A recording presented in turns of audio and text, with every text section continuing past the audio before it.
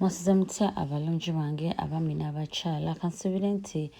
olunaku lw'ejjo oba ekiro ky'olunaku olw'ejjo kyabatambulidde bulungi era nti it's a bright morning at your side nga nange bwensanze nga it's a bright morning on my side kansubire nti mwenna muli bulungi era mbadde nsaba atanaba ku likinga ku subscribinga na kutapinga ku notification button mukwano okusaba okikoleko ssaawa zino mwana gaffe ag'olunaku olwaleero mbaleetedde omukyala Sindi Ssanyu ne Sheba kalungi nga bano bombi ba Maama Kalimunda. Guno omwaka gwo bambi bagutandikidde mu Jjiya singa bya last year nga bali mu competitions boogera kino boogera kiri beerumbaganya. Guno omwaka bagutandikidde on a serious note era nga bombi ba Maama Kalimunda ngamba nti bombi bali expectant mothers bombi basubirayo bu baby guno omwaka yashiba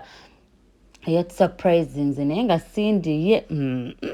era n'abantu bagambye ne Sindi abadde aluddewo kubanga Sindi okuva we yafuna bbaawe Joel Okuyo ye kumpi buli mwaka abeera azaala and it's not a bad thing amazima si kibi kubanga mukyala mufumbo ate nga wampeta Sindi mukyala mufumbo wampeta kiri okay kiri allowed era munange kye tuba tusuubira eyo baby bump yagishowinze ejjo mu kivulu kya Rest and Rhyme the 20th edition ekyabadde ku Johannesburg era abantu bonna bagambye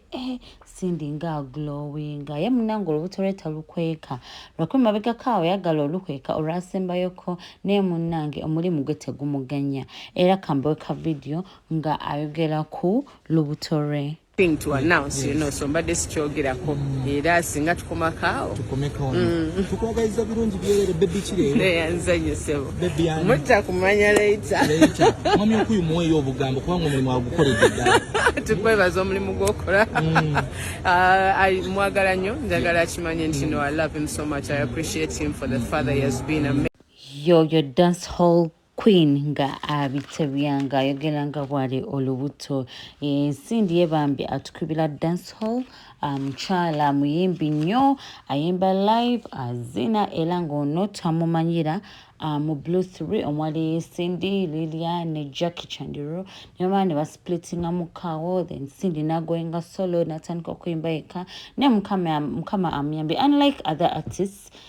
Sindi we are getting a solo yasigala akikuba mune waliwo abayimbi abalala we bava mu bibiina oba ne bava mu management bayabaleeta mu nsika y'okuyimba bagwa bangi nnyo ndowooza nammwe mubamanyi naye Sindi ye mukama yamukwatirako n'akikuba era nga banne bambi abaleka wala Sindi ono mukyala mukulu aweza emyaka 38 naye nga she looks really young tafaanana myaka gye nga emulaba a China energy ali so vigorous then on the other side Sheba kalungi ye ali 34 years ono Queen Kama ono bambi ensika y'okuyimba agimazeemu ebbanga ddene nga atandikiramu obsessions before obsessions era zina karaoke nayingira obsessions naye ne bya obsessions tebyatambula bulungi n'agivaamu ahustlinze from a young age she dropped out of school n'atandika ebyokuyimba ebyokuba backup dancer bambi ye story ye ekwasa n'ennaku yagamba we yali mu obsessions nga bamusosola baleeta engoye she gets last nga bambi ndowooza nga balaba talina future ne munange omuntu tomujajinga oba tomanyi kikyo mulinze mu maaso kati wuuyo mukyala whether she dropped out of school naye asooka expressinga bulungi mu luzungu yazimba ennyumba emunyonyo ali well established alina businesses ez'enjawulo yava mu kibiina ekyali kimanaginga ekya TNS naye era nasigala nga akikuba left right and center yoyo Queen Kama for you ye tetunaba mmanya mwami we abantu bagamba mbu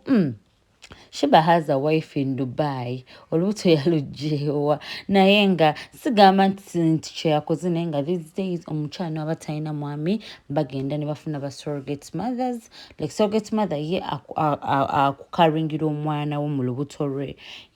naye for Sheba since olubuto lulaga if I'm saying if yabadde teyabasena musajja, you can go for IVF whereby bakuba amazzi g'omusajja mu lubuto neera oba osobola omuzaala. Munange ebintu babigonzaamu abazungu. Sigamba nti buli mukyala gwolaba nti aba n'olubuto aba yebaka n'omusajja, nedda mukwano, ebintu byakyukamuko. Naye nga Sheba, whatever she did, oba yafuna omusajja oba IVF, yonna wetuli confirming that news tuliba tugabaleetera mu bujjuvu. Naye nga bano bombi ba dancehall queens bali pregnant era they are expecting. Guno omwaka tusaba Mukama agubatambulize bulungi.